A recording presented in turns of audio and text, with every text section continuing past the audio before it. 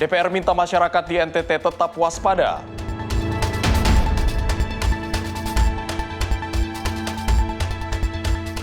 Tim SAR perluas pencarian korban gempa Flores.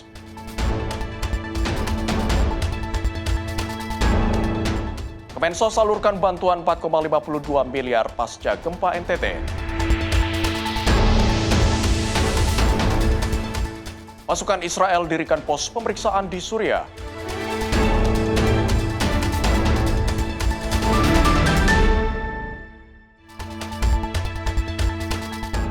Halo pemirsa, senang sekali Ruang Redaksi kembali hadir menyapa Anda kali ini bersama saya Abdi Aswar Sahi. Selain informasi utama tadi, pemirsa kami juga akan menyajikan berbagai informasi menarik lainnya baik dari tanah air dan mancanegara. Dan berikut kita awali Ruang Redaksi selengkapnya. Pemirsa, kita awali informasi dari upacara penurunan bendera merah putih dalam rangka peringatan HUT ke-81 kemerdekaan Republik Indonesia berlangsung di Istana Negara Jakarta pada Senin sore. Prosesi berlangsung hikmat dan menjadi rangkaian penutup peringatan Hari Kemerdekaan yang digelar di lingkungan Istana Kepresidenan.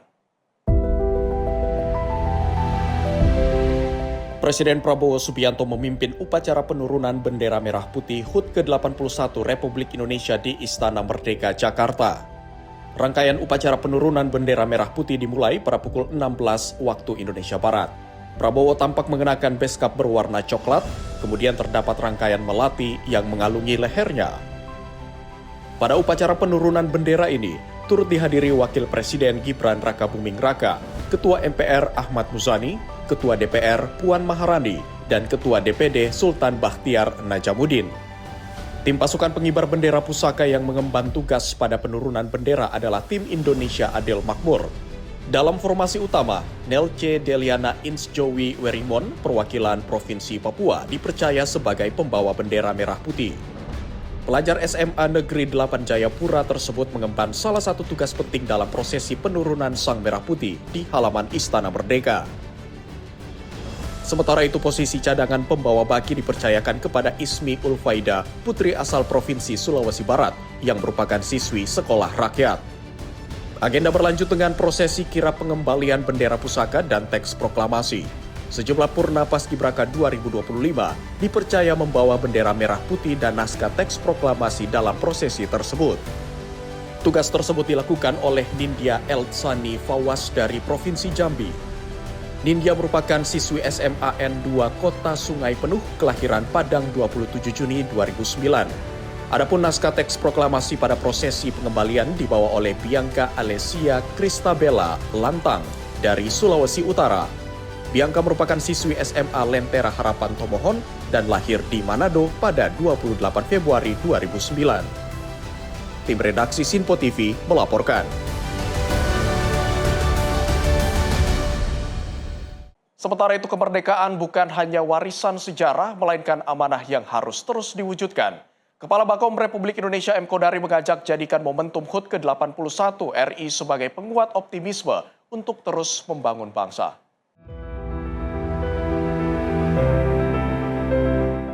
Hari ulang tahun ke-81 Republik Indonesia dengan mengangkat tema Indonesia Berdaulat, Adil dan Makmur, jadi pengingat bahwa kemerdekaan merupakan amanah yang harus terus diwujudkan melalui kerja nyata, persatuan, dan semangat gotong royong. Kepala Bakom RI M. Kodari mengajak jadikan momen HUT ke-81 RI sebagai penguat optimisme untuk terus membangun bangsa. Badan Komunikasi Pemerintah RI pun berkomitmen menghadirkan komunikasi publik yang akurat, transparan, dan membangun optimisme agar setiap kebijakan dan program pemerintah dapat dipahami dengan baik serta mendapatkan partisipasi aktif masyarakat. Sebagai penguat optimisme untuk terus membangun bangsa, bersama-sama kita memperkuat persatuan, menjaga kerukunan, meningkatkan produktivitas, serta mendukung berbagai upaya pembangunan demi terwujudnya Indonesia yang semakin berdaulat, berkeadilan, dan makmur.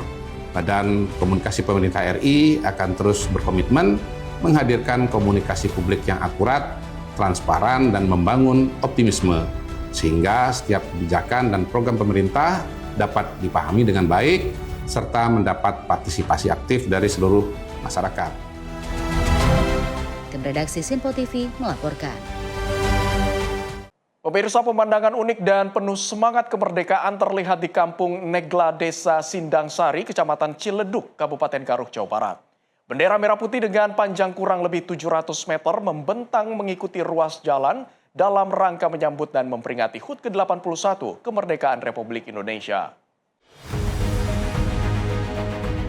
Beginilah pemandangan dari atas bendera merah putih terlihat memanjang mengikuti ruas jalan di Kampung Negla, Desa Sindang Sari, Kecamatan Cigedug, Kabupaten Garut. Bendera dengan panjang kurang lebih 700 meter ini dipasang warga sebagai bentuk semangat dalam menyambut dan memperingati HUT kemerdekaan Republik Indonesia. Menariknya, pemasangan bendera sepanjang 700 meter ini merupakan kegiatan yang pertama kali dilakukan warga di Kampung Negla. Anggaran kegiatan ini merupakan hasil dari swadaya masyarakat setempat dan juga adanya sumbangan dari para donatur. Pemasangan bendera ratusan meter tersebut dilakukan selama 1 minggu, mulai dari membeli bahan, menjahit hingga memasangnya di sepanjang jalan. Tak hanya membentangkan bendera merah putih, warga juga menyulap lingkungan sekitar menjadi lebih semarak. Umbul-umbul, bendera kecil serta berbagai hiasan bertema kemerdekaan terpasang di sepanjang pinggir jalan hingga depan rumah-rumah warga. Suasana ini menjadi gambaran antusiasme masyarakat dalam menyambut momen kemerdekaan. Untuk bendera yang kita bentangkan itu kurang lebih di 700 meter. Pemasangan hampir 1 minggu, Pak. 1 minggu. Memang udah lama lah, dari pagi sampai malam, dari pemanjangan penjahitan sampai pemasangan di area tengah jalan, Pak. Khususnya dipasang bendera itu wilayah yang pertama RW 2 sama RW 10 sekitar di 700 meter.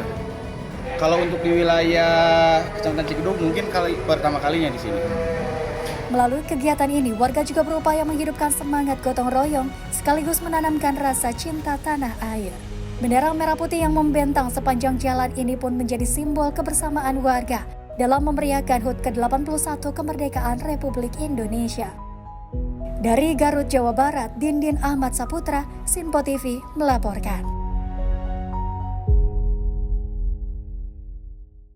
Pemirsa, peringatan HUT kemerdekaan Republik Indonesia ke-81 di Pantai Baron, Gunung Kidul digelar dengan cara unik.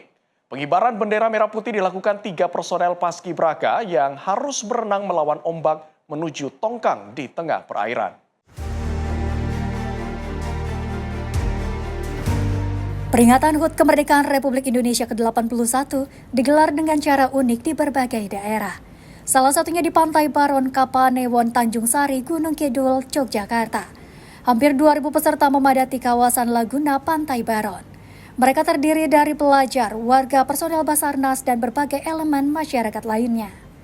Upacara berlangsung di tengah pulau pasir Pantai Baron yang menjadi pembatas alami antara air laut dan air tawar.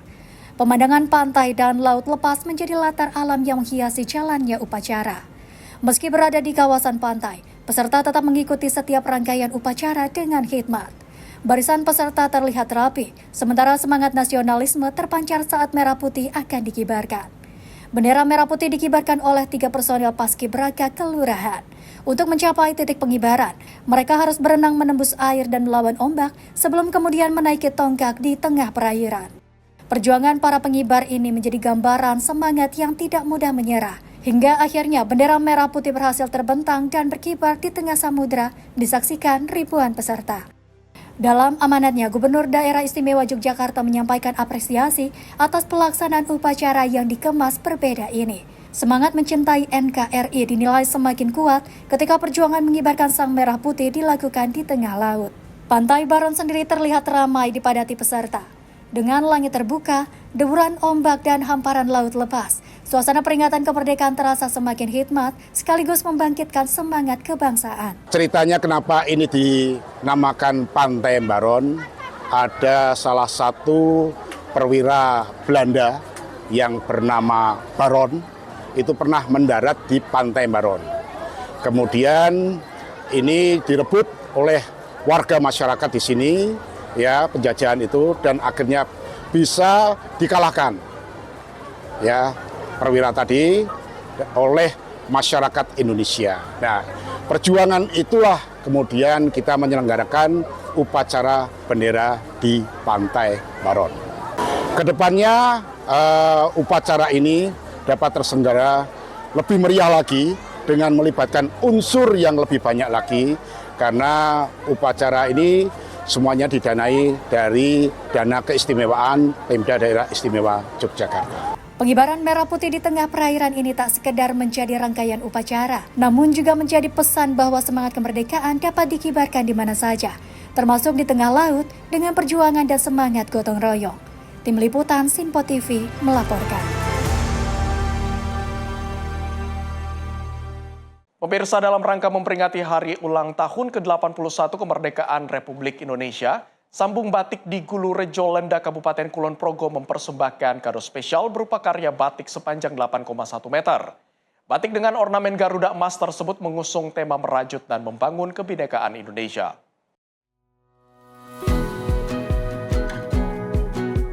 Batik dengan panjang sekitar 8,1 meter ini menjadi kado spesial perajin batik asal Gulurejo Lenda, Kabupaten Kulon Progo, Yogyakarta dalam menyambut HUT ke-81 Republik Indonesia. Proses pembuatannya memakan waktu sekitar 1 bulan dengan biaya mencapai 8 juta rupiah. Meski memiliki ukuran yang tidak biasa, proses pembuatan batik ini tetap menggunakan tahapan seperti batik pada umumnya, mulai dari pembuatan motif, pembuatan pola hingga proses pembatikan.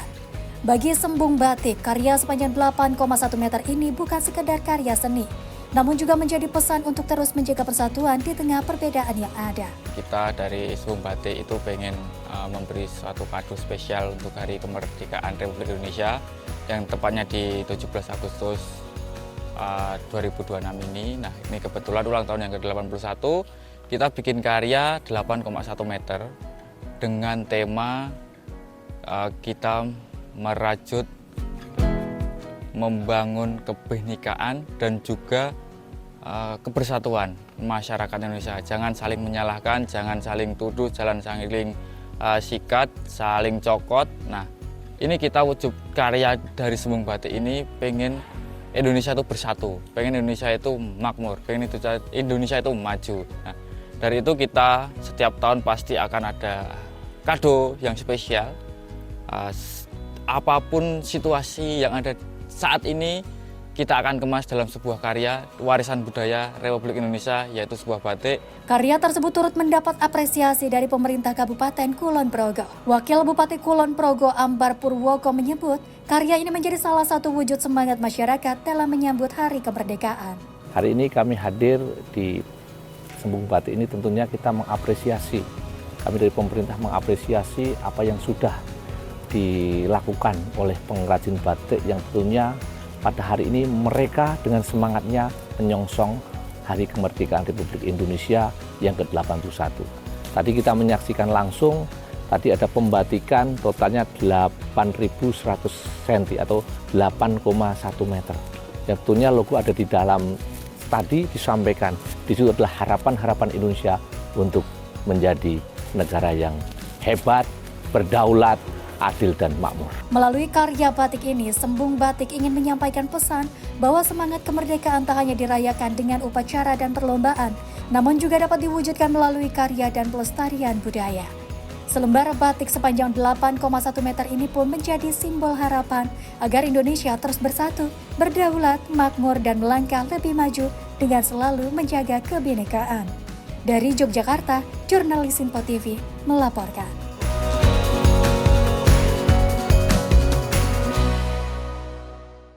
Di tengah medan pegunungan Papua yang terjal dan sulit dijangkau, prajurit Koops TNI Habema berhasil menembus distrik Ugimba, Papua Pegunungan.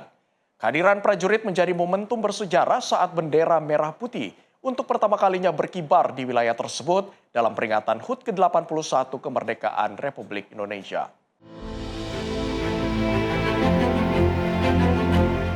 Prajurit Korps TNI Habema berhasil menggelar upacara Hari Ulang Tahun ke-81 Kemerdekaan Republik Indonesia dan mengibarkan bendera merah putih untuk pertama kalinya di distrik Ugimba, Papua Tengah. Pengibaran sang merah putih ini menjadi simbol kehadiran negara, sekaligus menegaskan bahwa masyarakat di wilayah terpencil tetap menjadi bagian yang tak terpisahkan dari NKRI.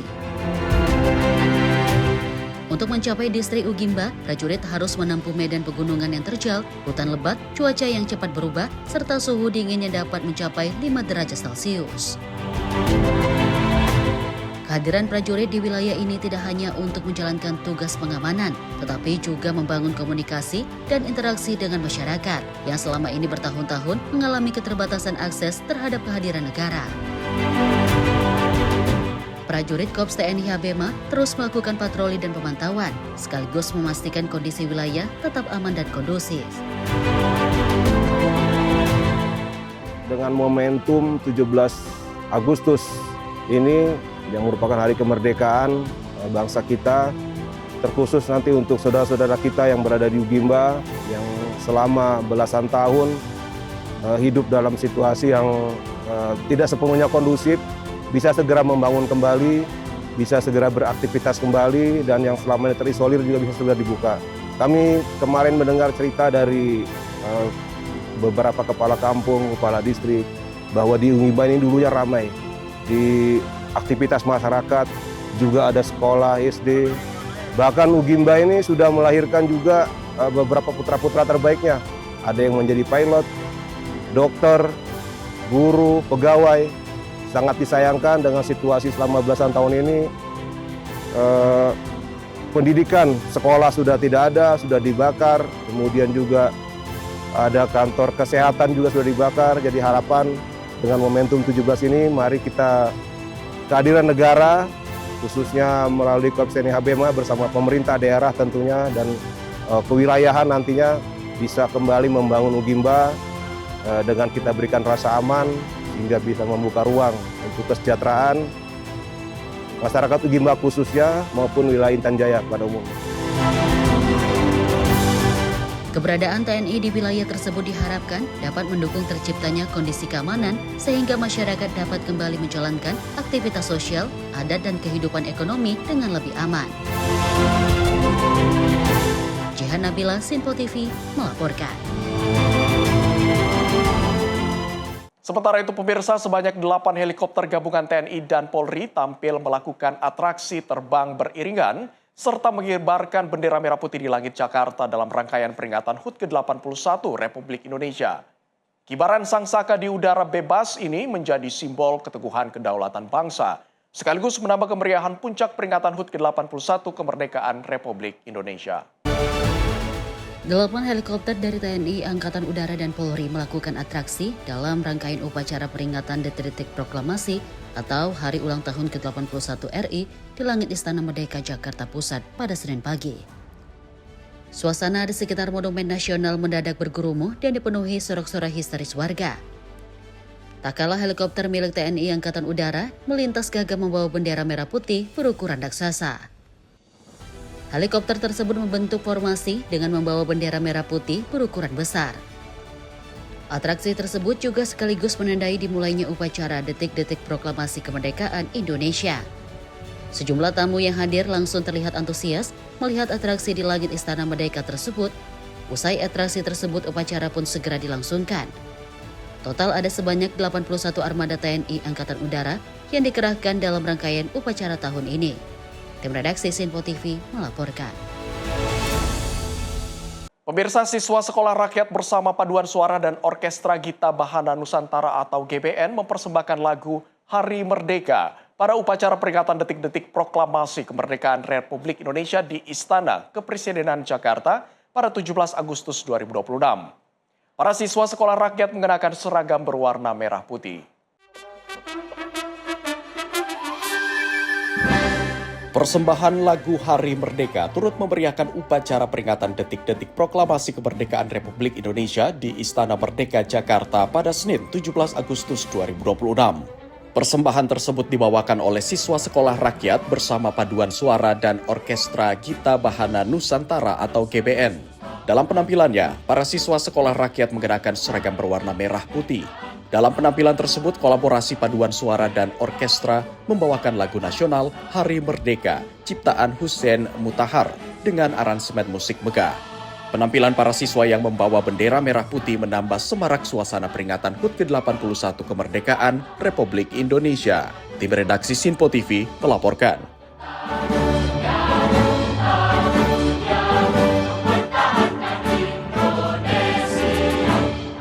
Sebanyak 70 anggota Paskibraka Tim Narya mencuri perhatian dalam upacara peringatan HUT ke-81 Kemerdekaan Republik Indonesia di lapangan Karebosi, Kota Makassar, Sulawesi Selatan. Pasukan Paskibraka menampilkan formasi berbentuk penyu yang terinspirasi dari benteng historis Fort Rotterdam, di mana formasi ini pemirsa membawa pesan identitas budaya bahari Sulawesi Selatan yang tangguh dan berani mengarungi samudra. Gerakan tegap dan presisi 70 anggota Paskibraka Tim Narya mencuri perhatian dalam upacara peringatan HUT ke-81 Kemerdekaan Republik Indonesia di lapangan Karebosi, Kota Makassar, Sulawesi Selatan. Di tengah prosesi pengibaran Sang Merah Putih, pasukan menampilkan formasi khusus bertajuk Front Rotterdam. Formasi ini dibuat menyerupai seekor penyu yang bergerak merayap menuju laut. Gerakan tersebut membawa pesan identitas budaya bahari Sulawesi Selatan yang tangguh dan berani mengarungi samudra sekaligus merefleksikan ikon sejarah Kota Makassar. Wali Kota Makassar Munafri Arifudin mengatakan, formasi yang dilakukan adalah sebuah penampilan yang memang membutuhkan konsentrasi. Dirinya mengapresiasi penampilan unik pasukan Paskibraka. Formasi yang dilakukan adalah sebuah penampilan yang memang membutuhkan, anak-anak ini membutuhkan konsentrasi, dan saya sangat salut melihat anak-anak ini sangat luar biasa, pelatihan setiap hari, mempersiapkan fisik dan mental, dan tidak semua anak-anak yang bisa punya kesempatan yang sama. Makanya apresiasi yang setinggi-tingginya dan penghargaan yang sebesar-besarnya kepada seluruh Paskibraka beserta seluruh tim yang bekerja dengan sangat baik pada saat hari ini. So proud of them gitu. Prosesi pengibaran bendera pun berlangsung hikmat dan menjadi puncak apresiasi atas latihan panjang seluruh anggota Paskibraka. Dari Makassar, Sulawesi Selatan, jurnalis Info TV melaporkan. Pemirsa, usai jeda kami akan menghadirkan informasi terkait pelajar terseret arus di Sungai Batang Arau. Jangan kemana-mana, tetaplah bersama kami di Ruang Redaksi.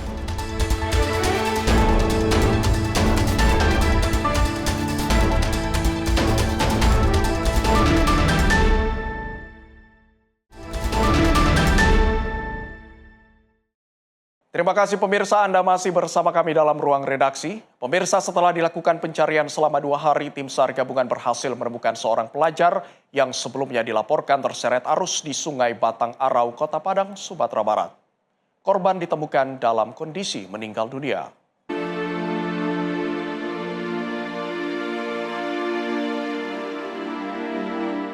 Korban bernama Joshua Perkasa, 15 tahun, ditemukan tim SAR gabungan pada Minggu pagi sekitar pukul 8.05 waktu Indonesia Barat. Korban ditemukan sekitar 8,8 mil laut dari lokasi awal kejadian setelah tim SAR membagi area pencarian menjadi 3 Search and Rescue Unit atau SRU. SRU 1 melakukan penyisiran menggunakan perahu karet dengan jarak sekitar 1 km dari lokasi kejadian. Sementara SRU 2 menyisir perairan Kota Padang dengan radius sekitar 5 mil laut, dan SRU 3 menggunakan RIP 2 dengan radius pencarian hingga 15 mil laut. Peristiwa terjadi pada Jumat sore saat 4 pelajar mandi bersama teman-temannya di Sungai Batang Arau setelah pulang sekolah. Warga yang melihat kejadian langsung memberikan pertolongan. 3 pelajar berhasil diselamatkan, sementara Joshua terbawa arus dan belum ditemukan.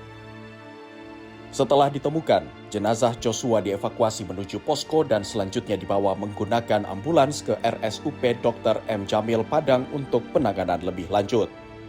Setelah proses pencarian dan evakuasi selesai, tim SAR melaksanakan debriefing dan seluruh unsur yang terlibat dikembalikan ke satuan masing-masing.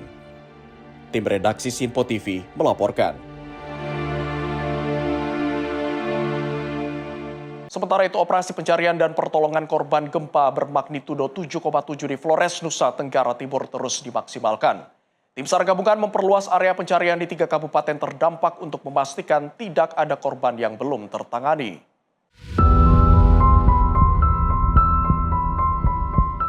Memasuki hari kedua pasca gempa bumi yang mengguncang Flores, kantor SAR Maumere bersama potensi SAR terus melakukan operasi pencarian dan pertolongan di wilayah terdampak. Operasi diperluas ke 3 kabupaten, yaitu Manggarai Timur, Manggarai, dan Nagekeo, dengan melibatkan unsur TNI, Polri, BPBD, serta masyarakat setempat.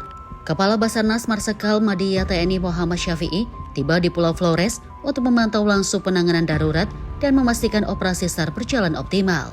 Untuk mendukung penanganan di lapangan, helikopter Basarnas juga disiagakan di Bandara Komodo Labuan Bajo guna mendukung evakuasi medis udara apabila diperlukan. Di Kabupaten Manggarai Timur, tim SAR gabungan berhasil menemukan seorang nelayan yang dilaporkan tenggelam saat gempa terjadi. Korban ditemukan di perairan Pantai Waso, Desa Sater Kampas, Kecamatan Lambaleda dalam kondisi meninggal dunia dan langsung dievakuasi oleh petugas.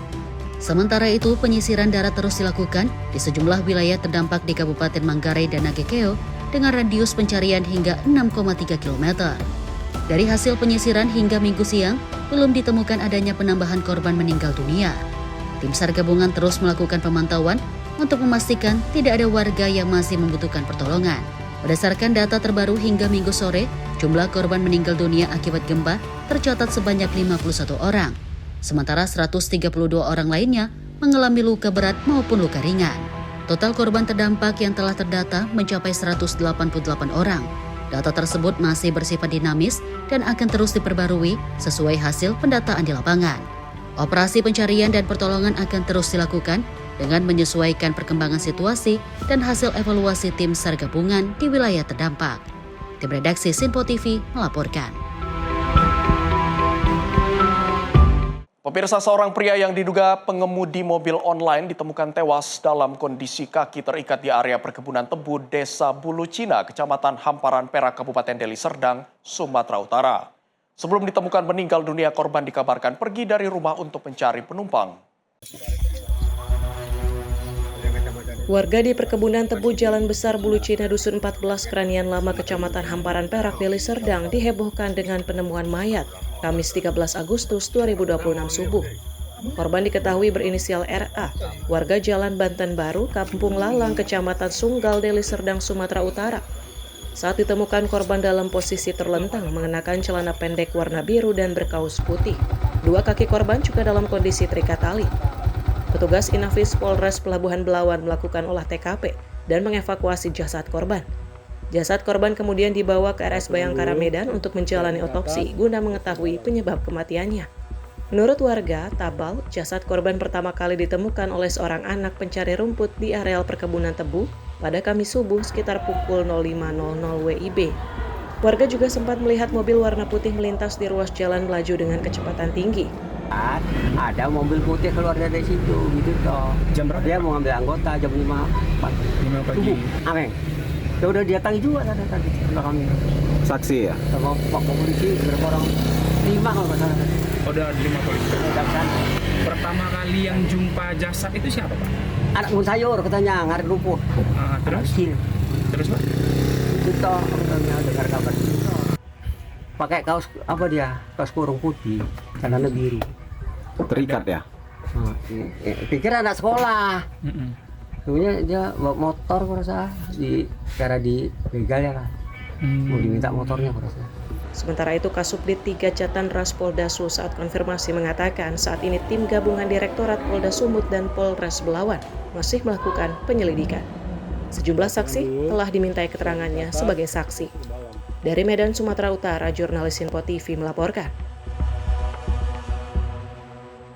Pemirsa, seorang anak laki-laki berusia 10 tahun terjatuh ke dalam sumur sedalam sekitar 20 meter di Gadung Sari, Kelurahan Wonosari, Kapanewon, Wonosari, Gunung Kidul. Tim rescue gabungan berhasil mengevakuasi korban dalam keadaan selamat. Inilah proses evakuasi seorang anak laki-laki yang terjatuh ke dalam sumur dengan kedalaman sekitar 20 meter. Petugas rescue gabungan harus turun ke dalam sumur untuk menjangkau korban. Kondisi sumur yang sempit dan dinding yang licin membuat proses evakuasi harus dilakukan secara hati-hati. Korban sempat 2 kali berusaha memanjat naik, namun karena dinding sumur licin, usaha tersebut gagal dan korban kembali terjatuh ke dasar sumur. Petugas menggunakan tali dan peralatan penyelamat. Setelah berhasil menjangkau korban, petugas memasang alat pengaman pada tubuh korban. Korban berhasil diangkat dari dalam sumur dalam kondisi selamat. Korban langsung mendapat penanganan dari tim Gunung Kidul Emergency Service. Korban diketahui bernama Ucup atau Yusuf, laki-laki 10 tahun, warga Gadung Sari, Kelurahan Wonosari, Kapanewon, Wonosari, Gunung Kidul.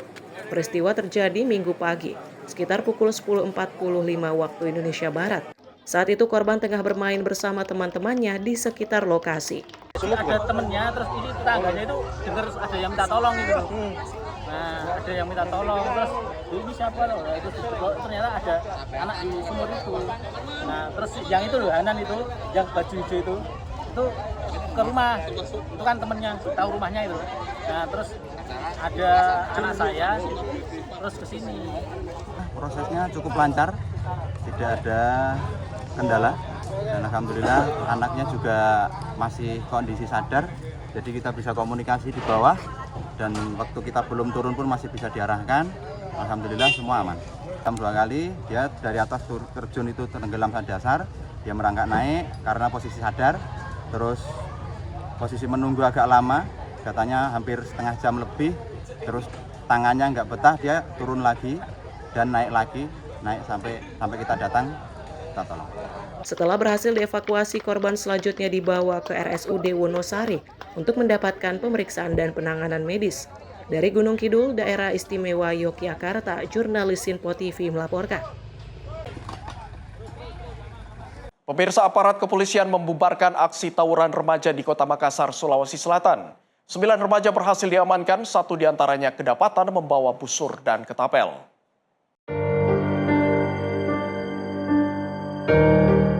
Inilah rekaman video amatir saat sekelompok remaja di Kota Makassar terlibat aksi tawuran. Kedua kelompok saling serang menggunakan busur panah dan petasan sehingga mengganggu para pengguna jalan yang melintas. Tak hanya di jalan raya, aksi perang petasan ini juga hingga ke pemukiman warga. Aparat kepolisian mengamankan 9 remaja terduga pelaku penyerangan.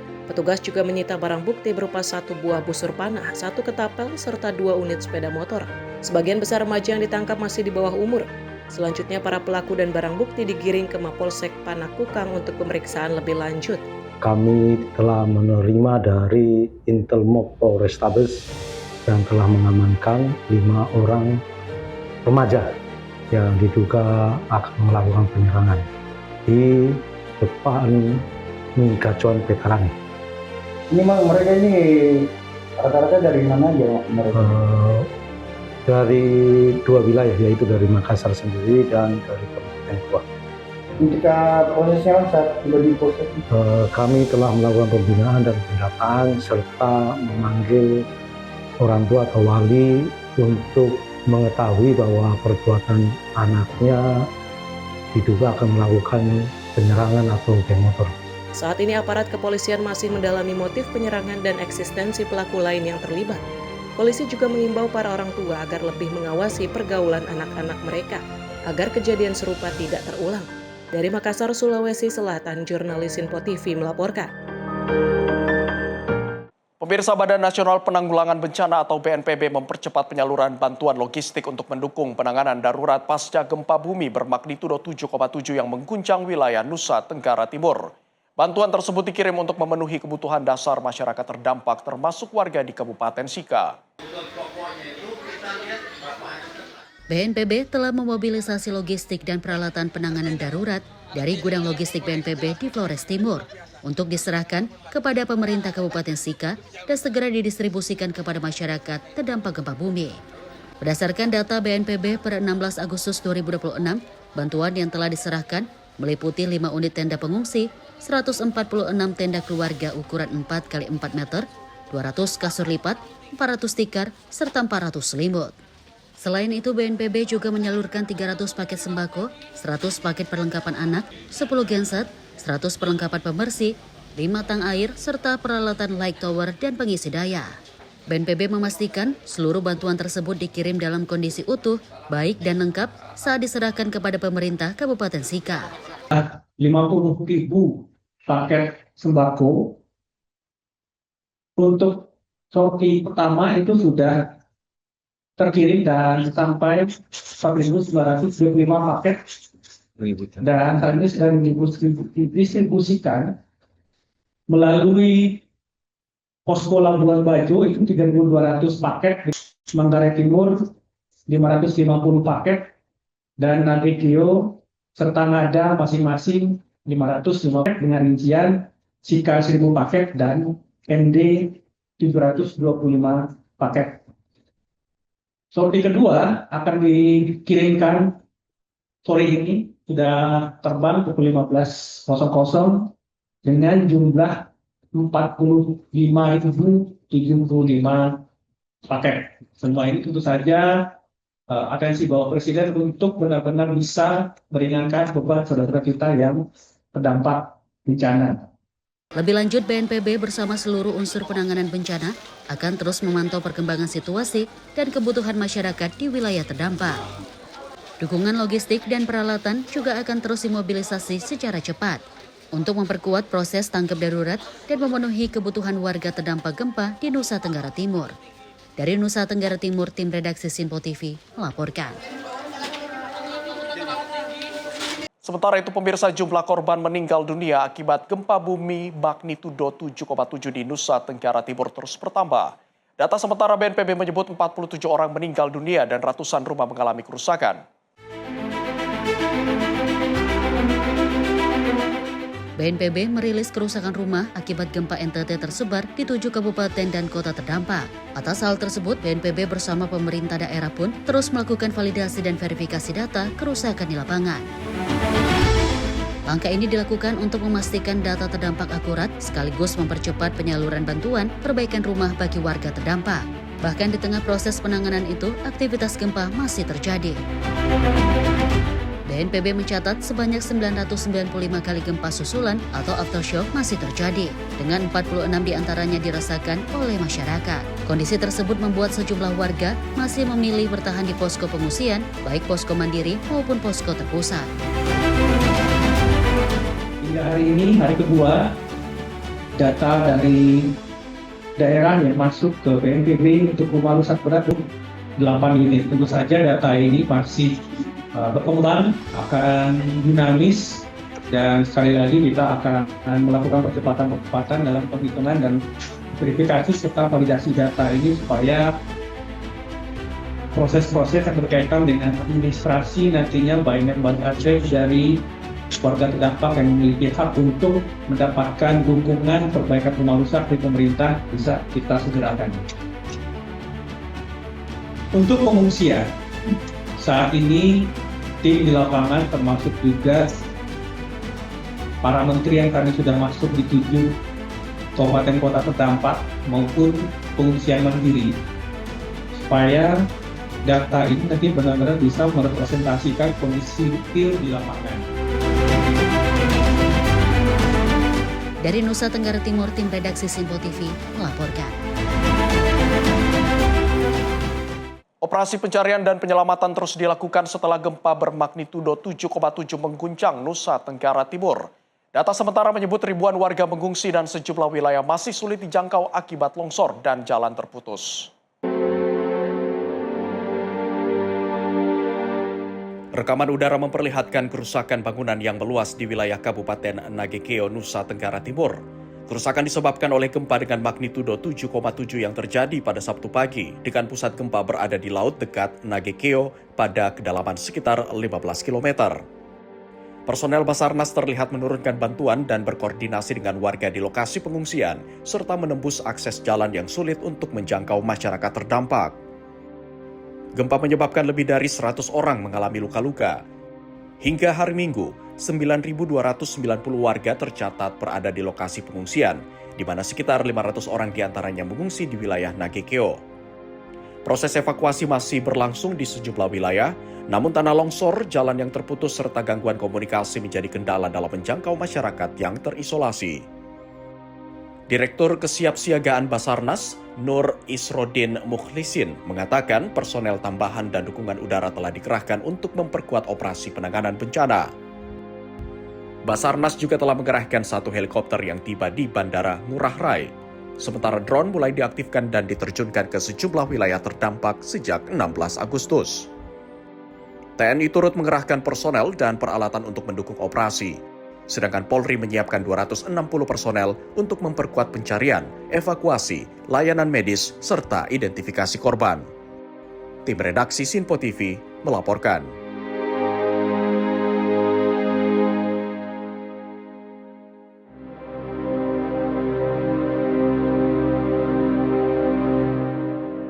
Pemirsa, Kementerian Sosial menyalurkan bantuan 4,52 miliar pasca gempa NTT. Informasi selengkapnya usai jeda berikut ini, tetaplah bersama kami di Sinpo TV.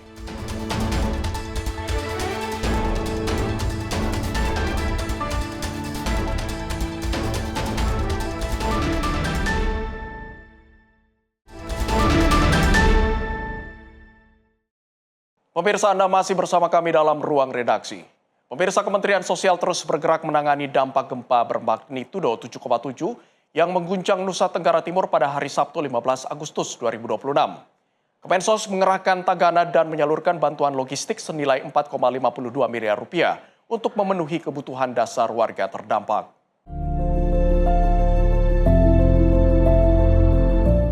Menteri Sosial Saifullah Yusuf atau Gus Ipul menyebut Kementerian Sosial telah mengerahkan Taruna Siaga Bencana atau Tagana untuk membantu penanganan gempa di Nusa Tenggara Timur. Tagana diterjunkan untuk membantu evakuasi, melakukan asesmen, mendirikan tenda darurat, hingga memastikan kebutuhan dasar warga terdampak terpenuhi. Hingga Sabtu sore, sekitar 2.000 jiwa terdampak gempa. Data sementara mencatat 38 orang meninggal dunia, 6 orang luka-luka, dan 2 orang masih dilaporkan tertimbun. Pendataan dan verifikasi korban masih terus dilakukan untuk memastikan data terkini di lapangan. Kemensos juga menggerakkan bantuan logistik senilai 4,52 miliar rupiah dari Sentra Evata Kupang, Gudang Dinas Sosial Provinsi NTT, serta Gudang Pusat Bekasi. Bantuan tersebut meliputi 8.000 paket makanan siap saji, makanan anak, tenda darurat, kasur, family kit, sandang, hingga dukungan dapur umum lapangan. Gus Ipul menegaskan keselamatan warga menjadi prioritas utama dalam penanganan bencana.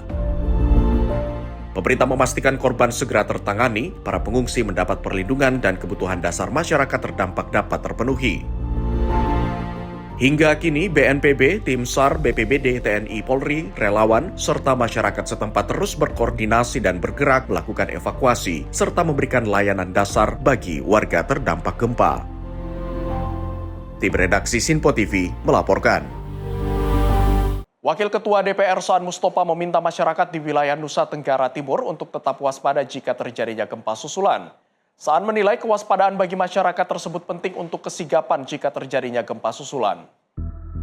Wakil Ketua DPR Saan Mustafa menjelaskan bahwa BNPB serta pemerintah daerah untuk memberikan edukasi kepada masyarakat dengan kewaspadaan jika terjadinya bencana alam. Kewaspadaan bagi masyarakat dinilai penting untuk kesigapan jika terjadinya gempa susulan. Kendati demikian, Saan berharap gempa susulan tidak terjadi kembali, khususnya di sejumlah wilayah Nusa Tenggara Timur. Ya tentu kewaspadaan ya itu penting ya. Jadi masyarakat juga harus senantiasa waspada, hati-hati karena untuk menghadapi takut ada nanti bencana susulan ya. Jadi kesiapan, kewaspadaan masyarakat penting. Dan ini juga penting juga bagi seluruh pihak ya, BNPB, pemerintah daerah untuk juga mengedukasi ya terkait dengan kewaspadaan terhadap bencana bagi masyarakat. Dari Roteng Manggarai, Nusa Tenggara Timur, Sinpo TV melaporkan. Pemirsa, pimpinan DPR Dasko menanggapi usulan Presiden Prabowo mengenai pemberian dwi kewarganegaraan atau kewarganegaraan ganda secara terbatas bagi talenta Indonesia yang memiliki keahlian khusus. Dasko mengatakan banyak diaspora tanah air yang berpotensi menyumbangkan tenaga dan pikirannya untuk Republik Indonesia. Presiden Prabowo Subianto menyarankan DPR untuk membuka peluang dwi kewarganegaraan atau kewarganegaraan ganda secara terbatas bagi talenta Indonesia yang memiliki keahlian istimewa dan dibutuhkan negara. Pernyataan ini disampaikan Presiden Prabowo dalam pidatonya pada penyampaian nota keuangan di Kompleks Parlemen Senayan, Jakarta. Menanggapi hal tersebut, Wakil Ketua DPR Dasko mengatakan pihaknya selama ini kerap memproses persetujuan kewarganegaraan bagi individu tertentu atas permintaan pemerintah. Salah satu persetujuan kewarganegaraan itu ialah bagi pemain olahraga yang dinilai dibutuhkan di Indonesia. Menurutnya, skema dwi kewarganegaraan terbatas berkaitan dengan potensi diaspora Indonesia yang tinggal di luar negeri. Dasko pun menilai pemerintah ingin memberikan ruang bagi diaspora yang telah lama tinggal di luar negeri untuk tetap berkontribusi kepada tanah air tanpa harus kehilangan kewarganegaraan yang mereka miliki. Ya kan selama ini memang kadang-kadang kita juga ada permintaan dari pemerintah untuk memproses persetujuan kewarganegaraan dari misalnya pemain-pemain di bidang olahraga, sepak bola, basket, dan itu kemudian kita proses. Tetapi tadi kalau dengar dari pemerintah bahwa sebenarnya banyak juga diaspora yang berpotensi kemudian untuk menyumbangkan tenaga pikiran ke Indonesia, tetapi kemudian mungkin karena sudah lama tinggal di luar, tapi kemudian juga pemerintah ingin memfasilitasi kewarganegaraan di sini tanpa melepaskan kewarganegaraan asal. Nah, sehingga tadi sudah disampaikan bahwa akan dilakukan secara terbatas dan sangat selektif. Dari Jakarta, Fahrizal Albar Amin, Simpo TV melaporkan. Wakil Ketua DPR Dasko mengapresiasi pidato Presiden Prabowo yang memfokuskan 8 program kerja prioritas nasional atau PKPN. Ke-8 program tersebut mencakup kedaulatan pangan, kemandirian energi dan air, pendidikan hingga penguatan ekonomi kerakyatan dan desa. Presiden Prabowo Subianto menetapkan 8 klaster program kerja prioritas nasional dalam rancangan anggaran pendapatan belanja negara 2027 mendatang. 8 program tersebut sebagai bentuk untuk keberpihakan kepada rakyat dan kepentingan bangsa dan negara. Dengan kebijakan ini, Wakil Ketua DPR Dasko mengatakan bahwa pihaknya mengapresiasi langkah pemerintah yang dinilai pro terhadap masyarakat luas. Oleh karena itu, kebijakan pro terhadap rakyat diperlukan dukungan baik dari eksekutif, legislatif maupun masyarakat. Ya, terutama rapat pada sore hari ini kami mengapresiasi Presiden yang pada hari ini sudah mengumumkan ada 8 kebijakan yang kemudian kita sudah dengar semua bahwa kebijakan itu berpihak kepada rakyat dan semata-mata untuk kepentingan bangsa dan negara.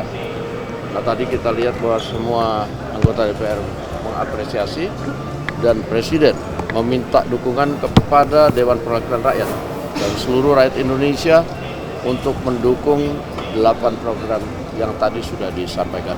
Demikian. Dari Jakarta, Fahrizal Albar Amin, Simpo TV melaporkan. Pemirsa, Wakil Ketua DPR Dasko menyampaikan mengenai perkembangan pembahasan rancangan Undang-Undang Perampasan Aset. Dasko mengatakan pembahasan RUU Perampasan Aset yang digodok oleh Komisi 3 DPR saat ini masih meminta masukan dari partisipasi publik. Pembahasan rancangan Undang-Undang Perampasan Aset hingga kini masih digodok oleh Komisi 3 DPR. Pembahasan tersebut masih dilakukan dikarenakan membutuhkan dari berbagai masukan partisipasi publik. Bahkan pembahasan RUU Perampasan Aset masih dilakukan meski di saat masa reses DPR. Nantinya pimpinan DPR akan meminta laporan mengenai perkembangan pembahasan RUU Perampasan Aset dari Komisi 3 DPR. Setelah itu DPR akan melakukan evaluasi RUU Perampasan Aset terkait dengan tata cara pembahasan serta hal teknis lainnya. RUU Perampasan Aset pada saat ini sudah berproses di DPR dan tentunya Dewan Perwakilan Rakyat Indonesia dan khususnya Komisi Teknis yaitu Komisi 3 yang sedang membahas pada saat ini sedang meminta partisipasi publik yang sedemikian banyak. Banyak animo dari kumpulan masyarakat, organisasi, profesi maupun perorangan yang ingin memberikan masukannya. Sehingga kemarin Komisi 3 pada saat reses pun tetap terus membahas partisipasi publik dari rancangan Undang-Undang Perampasan Aset. Nah, pada saat masa reses ini kami akan meminta laporan dari Komisi 3 sudah sejauh mana dan kemudian nanti kita akan evaluasi bagaimana tata cara pembahasan dan hal-hal teknis lainnya yang kita akan bahas Undang-Undang Perampasan Aset yang selama ini sedang diproses. Dari Jakarta, Fahrizal Albar Amin, Simpo TV melaporkan. Satuan Tugas Penanggulangan Pasca Bencana DPR menggelar rapat koordinasi bersama pemerintah di Ruteng Kabupaten Manggarai, Nusa Tenggara Timur pada Minggu malam. Rapat koordinasi tersebut dalam rangka untuk mengevaluasi penanganan dampak gempa bumi di sejumlah wilayah NTT. Satuan Tugas Penanggulangan Pasca Bencana DPR menggelar rapat koordinasi bersama pemerintah di Ruteng Kabupaten Manggarai, Nusa Tenggara Timur. Rapat ini dihadiri Wakil Ketua DPR Cucun Ahmad Syamsur Rijal, Saan Mustopa, Sari Mulyati, dan anggota DPR lainnya, serta Menteri Kabinet Merah Putih. Cucun mengatakan pihaknya ingin memastikan tanggap darurat seperti kebutuhan dasar harus terlayani dan tercukupi untuk korban bencana. Cucun menyebut DPR akan terus mengawal tanggap darurat bisa masuk hingga ke bawah. Kita ingin memastikan bagaimana tanggap darurat ini, kebutuhan dasar harus betul-betul terlayani dan tercukupi, terutama logistik ya, masalah untuk mereka karena terdampak gempa ini pasti untuk urusan makan, kemudian juga sandangnya, kemudian juga nanti kita lihat apakah pemilik kit dari BNPB, dari Kemensos sudah turun belum dari sentra-sentranya. Ternyata tadi masih bergerak malam ini. Dan kita akan pastikan terus DPR memantau kinerja tanggap darurat ini dalam waktu 1-2 hari ini sudah bisa masuk ke bawah. Dan kita Dari Ruteng Nusa Tenggara Timur, Fahrizal Ahmad Amin, Sinpo TV melaporkan. Kita beralih ke informasi lain, pemirsa. Presiden Prabowo Subianto memimpin upacara ziarah nasional dan renungan suci di Taman Makam Pahlawan Nasional Utama Kalibata, Jakarta Selatan pada hari Minggu malam. Kegiatan tersebut digelar menjelang peringatan HUT ke-81 kemerdekaan Republik Indonesia.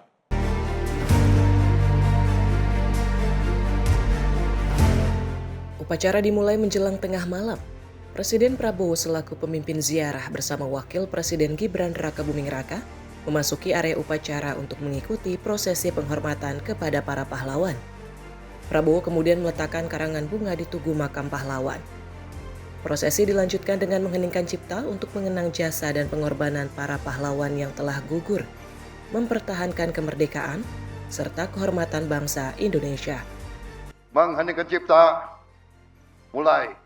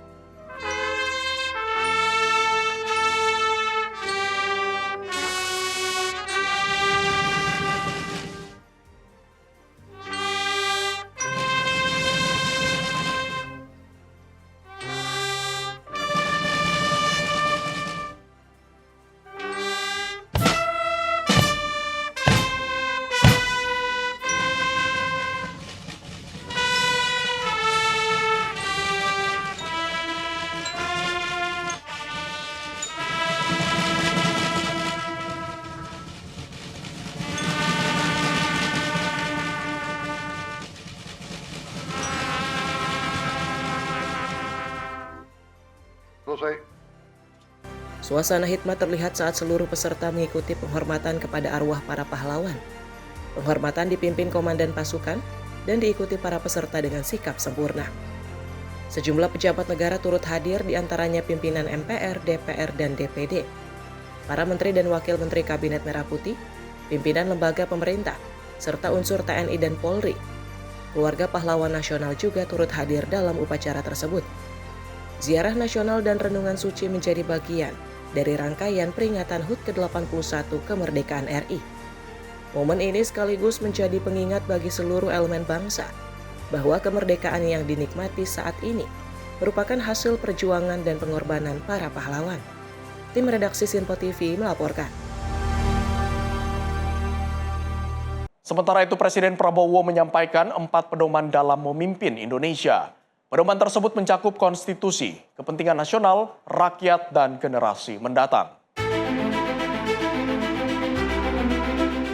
Presiden Prabowo Subianto menyampaikan 4 hal yang disebut menjadi pedoman dalam menjalankan tugasnya sebagai presiden.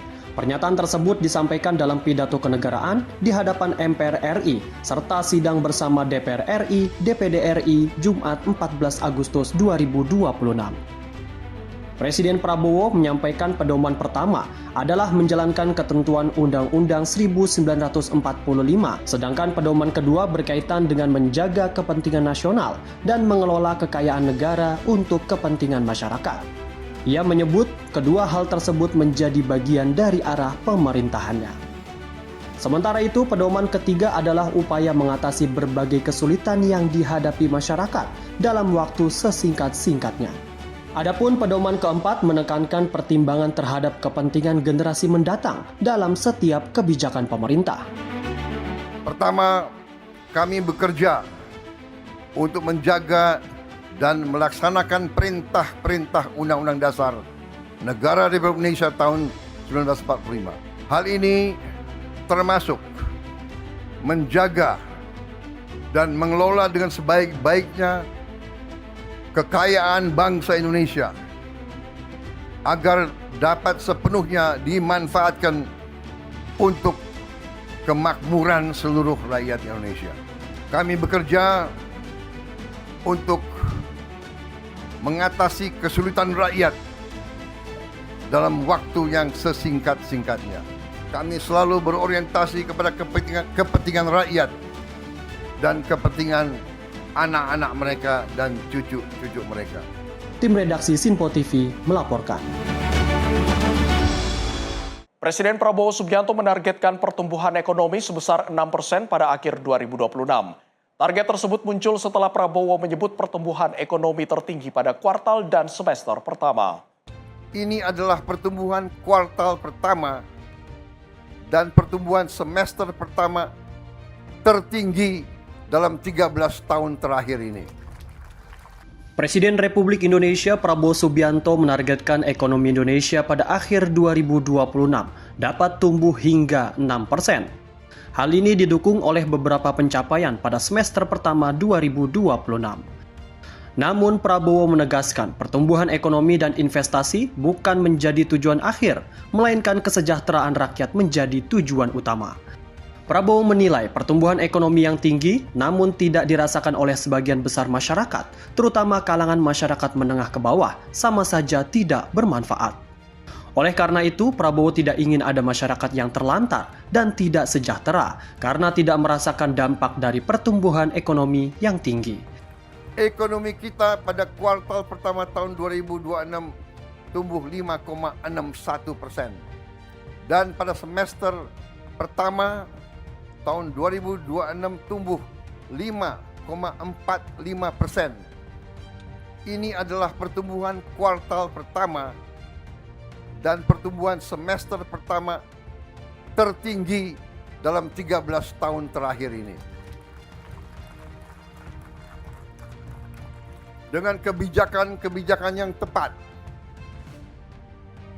yang rasional, yang menggunakan akal sehat, saya yakin pertumbuhan ekonomi kita di akhir tahun ini bisa mencapai angka 6%.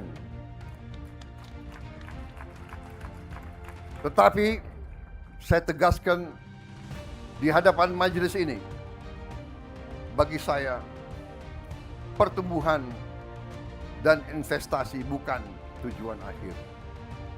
Tujuan kita adalah kesejahteraan rakyat kita. Pertumbuhan tinggi tidak bisa dinikmati oleh rakyat kita. Kebanyakan tidak bermanfaat bagi kita. Tim redaksi Sinpo TV melaporkan. Pemirsa, semangat kemerdekaan dibawa 500 pendaki dari berbagai daerah dalam ekspedisi 81 di Gunung Arjuno, Jawa Timur. Selain mengibarkan merah putih, para peserta juga diajak menjaga kelestarian hutan dan lingkungan. Gubernur Jawa Timur Hovifah Indar Parawansa memberangkatkan tim ekspedisi 81 pengibaran bendera merah putih di Gunung Arjuno dari Gedung Negara Graha di Surabaya pada Sabtu 15 Agustus. Sebanyak 500 pendaki dan pendukung mengikuti ekspedisi yang mengusung semangat merawat hutan, mencegah kebakaran, menjaga kehidupan, menguatkan Indonesia. Para peserta akan mengibarkan bendera merah putih di puncak Ogal Agil sekaligus membentangkan bendera sepanjang 81 meter.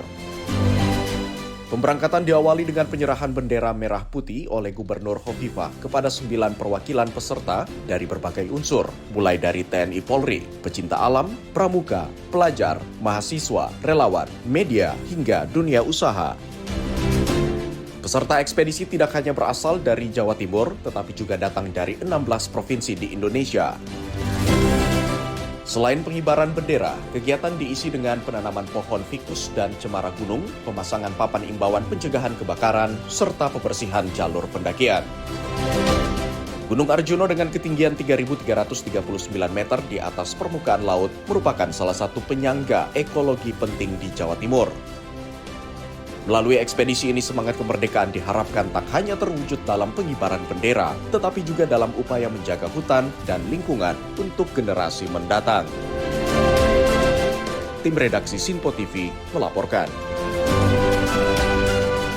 Pemirsa, pasukan Israel mendirikan pos pemeriksaan di Suriah. Informasi selengkapnya kami hadirkan usai jeda berikut ini. Tetaplah bersama kami di Sinpo TV.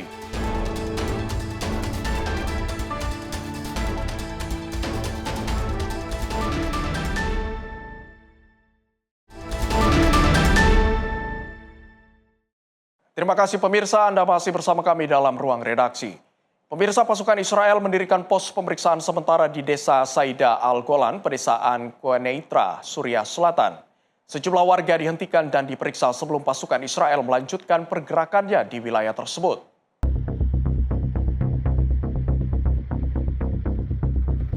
Rekaman memperlihatkan 3 kendaraan militer Israel berhenti di salah satu jalan Desa Saida Al-Golan. Sebuah bus sipil terlihat berada di dekat kendaraan militer tersebut, sementara sejumlah tentara menghentikan dan memeriksa warga. Observatorium Suriah untuk Hak Asasi Manusia menyebut sejumlah orang yang melintas di wilayah tersebut menjalani pemeriksaan secara menyeluruh. Tidak ada laporan mengenai penangkapan dalam operasi tersebut. Operasi ini terjadi di tengah serangkaian pergerakan militer dan pendirian pos pemeriksaan sementara oleh pasukan Israel di Quneitra dalam beberapa bulan terakhir. Observatorium mencatat sebanyak 43 penyusupan dan pergerakan militer Israel di Suriah Selatan, hanya pada paruh pertama Agustus. Aksi tersebut termasuk penggeledahan dan pemeriksaan rumah serta warga sipil. Pasukan Israel disebut berulang kali memasuki Desa Saida Al-Golan dan sejumlah wilayah lain di Provinsi Quneitra.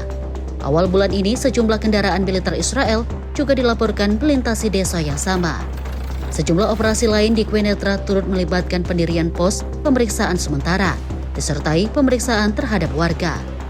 Israel memperluas kehadiran militernya di Suriah Selatan setelah pemerintah Basra al-Assad jatuh pada Desember 2024. Pasukan Israel bergerak memasuki zona penyangga yang berada di bawah pemantauan Perserikatan Bangsa-Bangsa. Israel juga melancarkan ratusan serangan udara dan laut terhadap aset militer Suriah.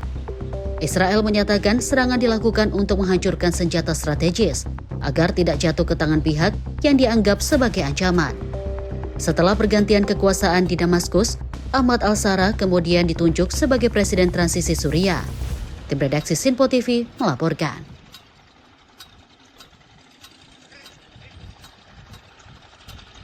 Ratusan warga Palestina di jalur Gaza memadati kawasan pantai untuk mencari kesejukan di tengah cuaca panas ekstrim. Bagi banyak keluarga pengungsi, laut menjadi salah satu tempat terakhir untuk melepaskan penat dari kondisi tenda pengungsian yang pengap dan sesak.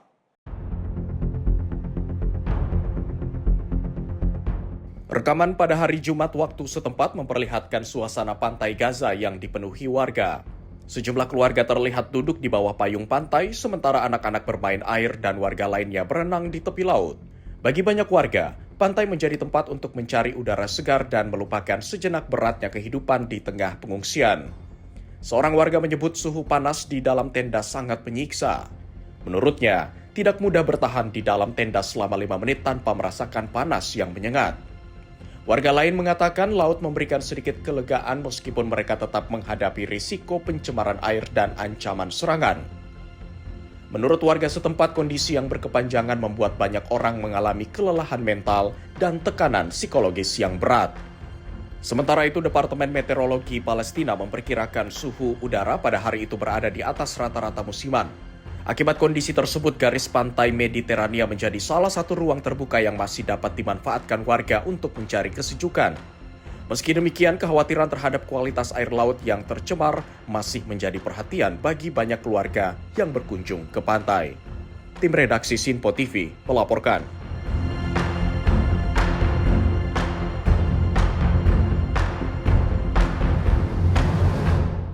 Pemirsa, kebakaran liar yang bergerak cepat melanda kota Stourbridge, wilayah West Midlands, Inggris.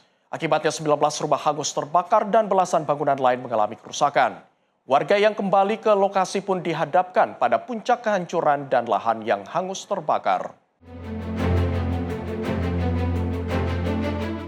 Rekaman yang diambil pada 15 Agustus memperlihatkan asap tebal menyelimuti langit Stourbridge saat api melahap rumah-rumah warga dan vegetasi kering di sekitarnya. Sejumlah bagian taman dan lahan terbuka terlihat menghitam akibat terbakar. Sementara warga mulai kembali untuk melihat kondisi rumah dan lingkungan mereka yang terdampak. Seorang warga menyebut kebakaran tersebut menjadi peristiwa paling mengerikan yang pernah mereka alami. Meski tidak menimbulkan korban jiwa, kejadian ini meninggalkan trauma mendalam bagi banyak keluarga. Petugas pemadam kebakaran dan aparat kepolisian masih berjaga di lokasi untuk memantau titik panas, serta memastikan keamanan bangunan yang terdampak. Dinas Pemadam Kebakaran West Midlands menyebut pada puncak kejadian, 23 unit mobil pemadam beserta puluhan personel diterjunkan untuk mengendalikan api. Pihak berwenang menyatakan kehilangan harta benda menjadi pukulan berat bagi warga. Namun mereka bersyukur tidak ada korban jiwa dalam insiden tersebut. Kebakaran dilaporkan bermula di dekat Stourbridge Golf Club pada Kamis sore. Saat itu suhu udara di Inggris mencapai 38,1 derajat Celcius. Dipicu kondisi cuaca yang sangat panas dan kering, api menyebar cepat melalui lebih dari 500 area lahan sebelum menjangkau kawasan permukiman. Ratusan warga terpaksa dievakuasi demi keselamatan. Pemerintah daerah juga membuka tempat penampungan sementara serta menggalang bantuan bagi keluarga yang terdampak. Hingga kini penyelidik kebakaran dan kepolisian masih menelusuri penyebab pasti kebakaran yang menjadi salah satu insiden kebakaran liar terbesar di wilayah tersebut. Tim redaksi Sinpo TV melaporkan. Gunung berapi Kaluea di Hawaii kembali meletus pada hari Rabu waktu setempat. Semburan lava dari puncak gunung mencapai ketinggian hingga sekitar 500 kaki atau 150 meter dalam episode ke-53 dari rangkaian letusan yang masih berlangsung.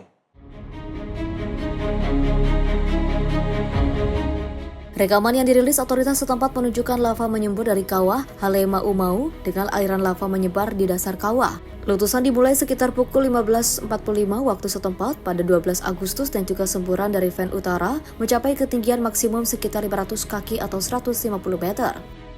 Badan Survei Geologi Amerika Serikat atau USGS melaporkan gumpalan gas dari letusan mencapai ketinggian sekitar 18.000 kaki di atas permukaan laut.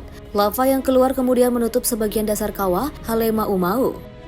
Episode ke-53 ini berlangsung selama sekitar 9,6 jam dan berakhir pada Kamis dini hari. USGS memperkirakan sekitar 4,6 juta meter kubik lava keluar selama episode tersebut, menutup sekitar 40 hingga 50% dari dasar kawah.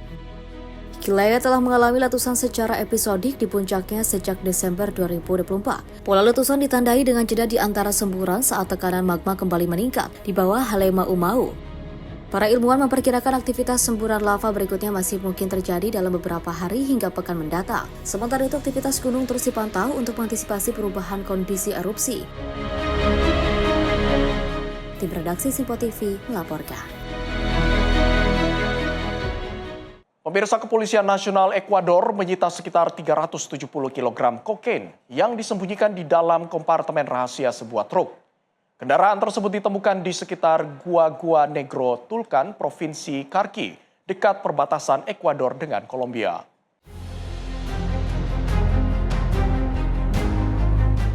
Rekaman video menunjukkan petugas memeriksa sebuah truk yang memiliki gambar pesepak bola Norwegia Erling Haaland. Setelah pemeriksaan, polisi menemukan 370 paket kokain yang tersembunyi di dalam dasar palsu kendaraan. Total narkoba yang disita diperkirakan setara dengan sekitar 7,7 juta dosis. Menurut pihak berwenang, kokain tersebut akan dikirim menuju kota Quito. Aproximadamente son 370 paquetes rectangulares con presumiblemente sustancia catalogada sujeta a fiscalización, que una vez realizadas las pruebas preliminares de campo dieron positivo para cocaína con un peso aproximadamente de 370.000 gramos. Con esta operación se retiró del mercado aproximadamente 7.700.000 dosis que en beneficio de la ciudadanía. De igual manera, este vehículo tenía como destino la ciudad de Quito. Sejumlah paket kokain ditemukan memiliki stiker bergambar Erling Haaland, striker klub Inggris Manchester City. Penggunaan gambar tersebut diduga menjadi salah satu ciri pada paket narkoba yang diangkut dalam truk. Pihak berwenang memperkirakan nilai narkoba tersebut mencapai sekitar $841.750 Amerika Serikat di pasar domestik Ekuador. Dalam operasi tersebut, seorang perempuan bernama Maria Camila Rosero Caicedo turut ditangkap. Pihak kepolisian mengatakan penyidikan masih berlangsung untuk mengungkap pihak yang memerintahkan pengiriman 370 kg kokain tersebut. Penyidik juga berupaya mengetahui tujuan akhir pengiriman narkoba ke luar negeri. Menurut pihak berwenang, sejak 1 Januari hingga waktu penyitaan, sekitar 4 ton narkoba telah disita di wilayah hukum tersebut. Operasi ini menjadi bagian dari upaya kepolisian Ekuador membentuk jaringan perdagangan narkoba, khususnya di wilayah perbatasan yang menjadi jalur penting pengiriman narkotika. Tim redaksi Simpo TV melaporkan. Pemirsa, 3 hari setelah gempa bumi berkekuatan 7,4 melanda Kolombia, warga Buenaventura mulai membersihkan puing-puing di lingkungan mereka. Kota tersebut masih sebagian terisolasi setelah jalan utama menuju wilayah itu ditutup akibat tanah longsor. Rekaman video menunjukkan warga bergotong royong membersihkan puing dan juga membantu tetangga yang terdampak gempa. Sejumlah rumah rusak dan runtuh, sementara warga yang kehilangan tempat tinggal berusaha mencari tempat aman untuk bermalam. Lamentablemente muy difícil para nosotros, para la ciudad. La verdad no la veíamos venir. Muchas personas pues fallecidas, casas derrumbadas, personas sin hogares, buscando refugio, donde poder estar, pasar la noche, sin carpa. Pero gracias a Dios estamos con donaciones de muchas otras personas. Di Buenaventura, Unit Nasional Penanggulangan Risiko Bencana atau NGRD menggunakan alat analisis satelit untuk memperluas penilaian terhadap wilayah-wilayah yang terdampak gempa. Di berbagai wilayah Kolombia, operasi penyelamatan dan bantuan terus dilakukan. Tim penyelamat, lembaga kemanusiaan dan sejumlah negara turut memberikan dukungan untuk membantu para korban. Meksiko menjadi salah satu negara yang mengirimkan bantuan kemanusiaan. Sekitar 58,5 ton bantuan telah dimobilisasi, setara dengan 2.562 paket makanan. Menurut pembaruan terbaru UNGRD, jumlah korban meninggal dunia kini mencapai 281 orang, dengan 3.971 orang terluka dan 379 orang masih dinyatakan hilang. Sekitar 44.936 keluarga terdampak akibat bencana ini. Kerusakan infrastruktur juga sangat besar, lebih dari 10.677 rumah hancur, sementara 65.841 rumah lainnya mengalami kerusakan. Sebanyak 127 bangunan dilaporkan runtuh, disusul 2.136 pusat pendidikan yang terdampak. Lebih dari 1.000 pusat komunitas dan 236 pusat kesehatan juga terdampak gempa. Sementara itu, warga Buenaventura terus berusaha bangkit dengan membersihkan puing, membantu sesama dan memulihkan lingkungan mereka di tengah keterbatasan akses. Tim redaksi Simpo TV melaporkan. Otoritas lingkungan Oman terus melakukan pembersihan dan pemantauan setelah tumpahan minyak dari kapal tanker Caramelin Bezengi mencemari garis pantai. Sekitar 12 km pantai di wilayah Ras Madraka terdampak, sementara tim di darat terus melakukan penanganan.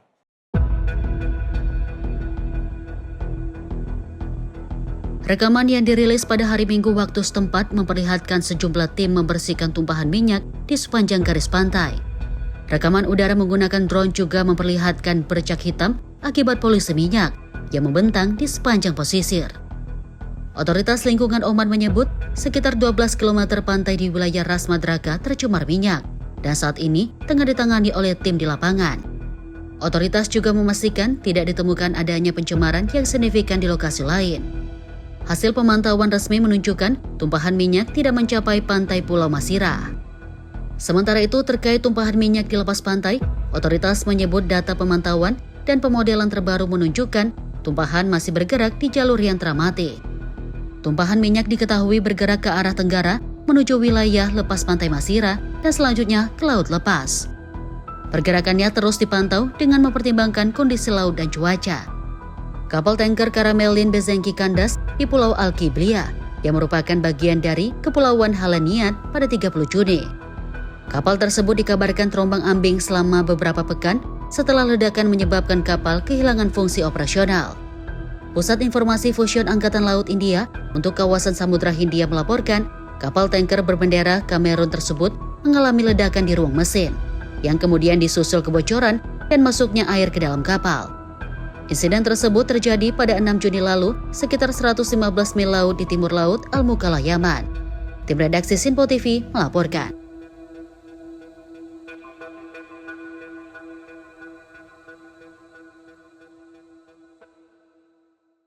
Kita beralih ke Korea Selatan. Pemirsa, wisatawan memadati desa Guwao di Taebaek, Korea Selatan. Mereka datang menikmati lautan bunga matahari dalam festival musim panas tahunan. Rekaman menunjukkan pengunjung berjalan dan berfoto di tengah ladang bunga matahari yang membentang luas. Latar pegunungan dan beragam bunga liar menjadi daya tarik kawasan wisata ini. Area festival memiliki luas lebih dari 660.000 meter persegi, sekaligus menjadi kebun bunga matahari terbesar di Korea Selatan. 저희 가족 나들이 겸 이렇게 이제 강원도 태백 쪽으로 여행을 왔는데 저희가 여기 마침 이제 태백에 해바라기 축제를 한다고 해서 방문을 했어요.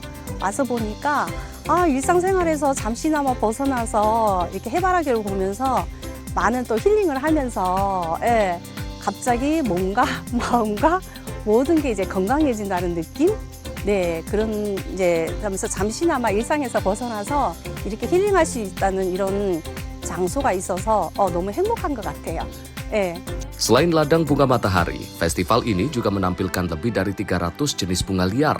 Pengunjung dapat menikmati pemandangan bunga, pegunungan, hingga beragam instalasi seni di area festival. Festival Bunga Matahari Taebaek kini memasuki penyelenggaraan ke-22. Acara berlangsung di Desa Guwao hingga 17 Agustus. Tim redaksi Sinpo TV melaporkan.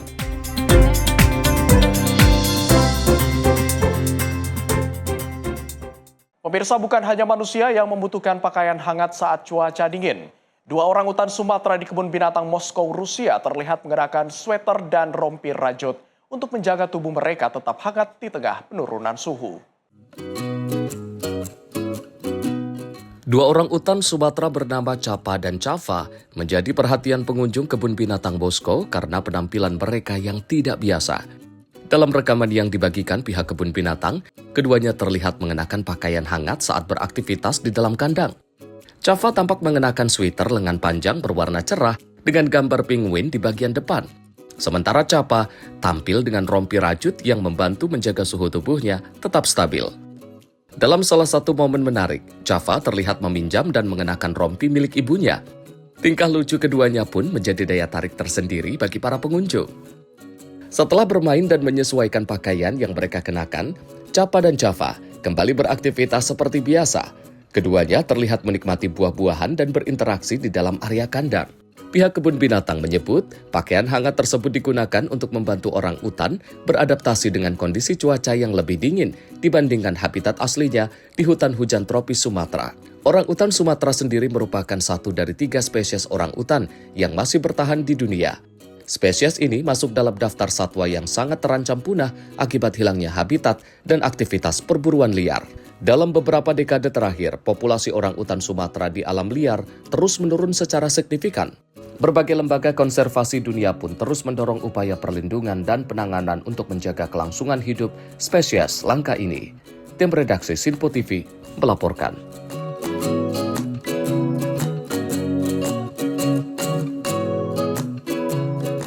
Pemirsa, siswa Sekolah Rakyat Bersama Paduan Suara dan Orkestra Gita Bahana Nusantara atau GBN mempersembahkan lagu Hari Merdeka pada upacara peringatan detik-detik proklamasi kemerdekaan Republik Indonesia di Istana Kepresidenan Jakarta pada 17 Agustus 2026.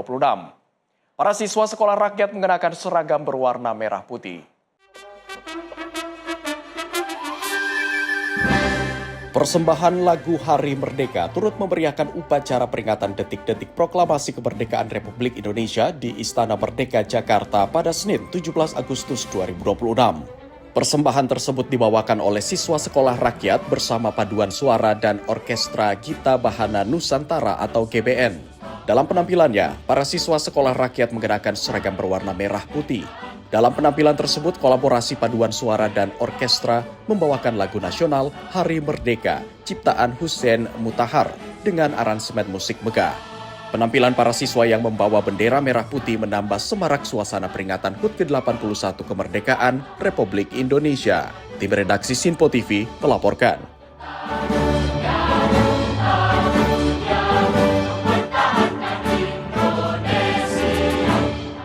Sebanyak 70 anggota Paskibraka Tim Narya mencuri perhatian dalam upacara peringatan HUT ke-81 kemerdekaan Republik Indonesia di lapangan Karebosi, Kota Makassar, Sulawesi Selatan. Pasukan Paskibraka menampilkan formasi berbentuk penyu yang terinspirasi dari benteng historis Fort Rotterdam, di mana formasi ini pemirsa membawa pesan identitas budaya bahari Sulawesi Selatan yang tangguh dan berani mengarungi samudra. Gerakan tegap dan presisi 70 anggota Paskibraka Tim Narya mencuri perhatian dalam upacara peringatan HUT ke-81 kemerdekaan Republik Indonesia di lapangan Karebosi, Kota Makassar, Sulawesi Selatan.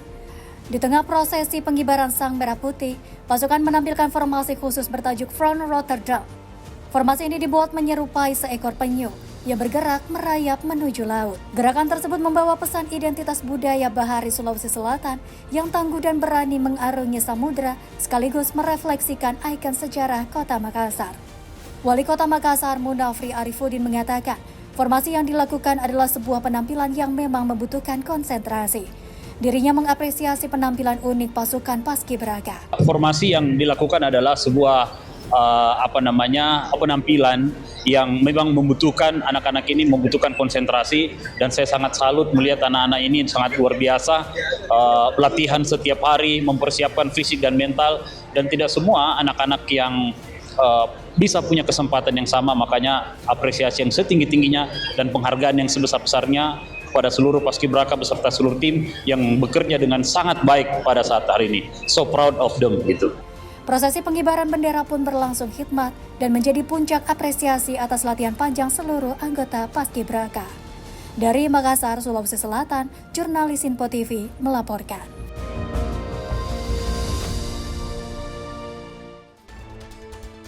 Pemirsa, informasi tadi sekaligus mengakhiri jumpa kita dalam ruang redaksi edisi hari ini. Akhir kata saya Abdi Azwar Shahi mewakili seluruh kerabat kerja yang bertugas pamit undur diri. Sampai jumpa.